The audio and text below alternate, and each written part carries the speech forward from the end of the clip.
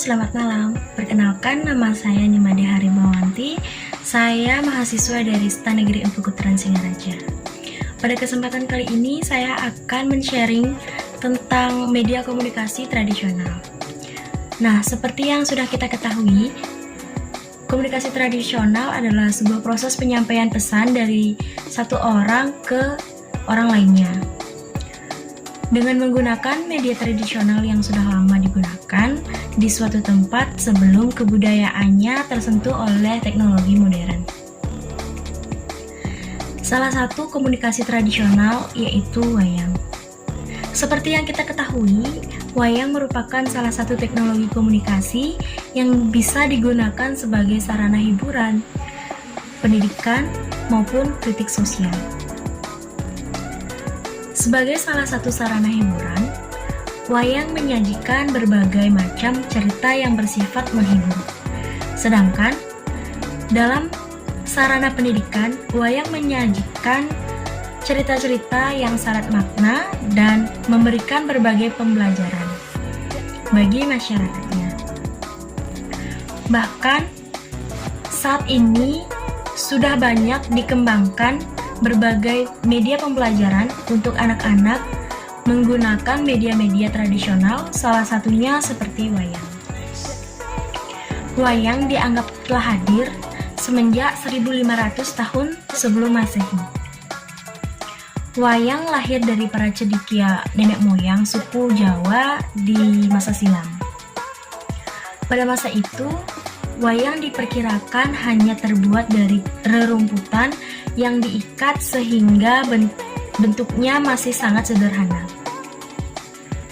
Wayang dimainkan dalam ritual pemujaan roh nenek moyang dan dalam upacara-upacara adat Jawa.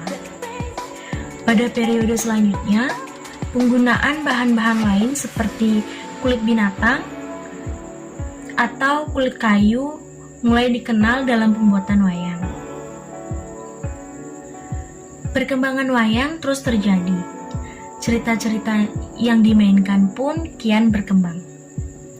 Adapun masuknya agama Hindu di Indonesia pun telah menambah kekasan kisah-kisah yang dimainkan dalam pertunjukan wayang. Kisah Mahabharata dan Ramayana merupakan dua contoh kisah yang menjadi favorit pada zaman Hindu-Buddha di masa itu. Kedua epik ini dinilai lebih menarik dan memiliki kesinambungan cerita yang unik, sehingga pada abad ke-10 hingga ke-15 Masehi, kedua kisah inilah justru yang menjadi cerita utama dalam setiap pertunjukan wayang. Selain itu, wayang mempunyai fungsi sebagai media sosialisasi kepada masyarakat. Wayang digunakan sebagai alat untuk mensosialisasikan berbagai persoalan-persoalan yang ada dalam masyarakat agar mudah dimengerti dan dicari jalan keluarnya. Penggunaan wayang sebagai alat komunikasi tradisional dinilai efektif karena mampu menarik perhatian masyarakat. Salah satu contoh nyatanya, pada tanggal 14 Desember 1977 di kota Bandung, pernah digelar pertunjukan wayang golek yang mengangkat tema keluarga berencana. Pertunjukan ini bertujuan untuk mensosialisasi program keluarga berencana kepada masyarakat Jawa Barat.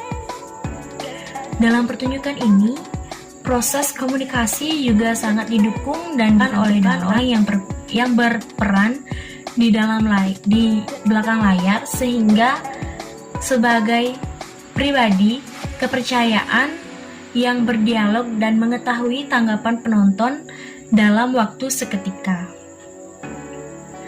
Dalam hal ini bertindak sebagai saluran penerangan dan sumber motivasi.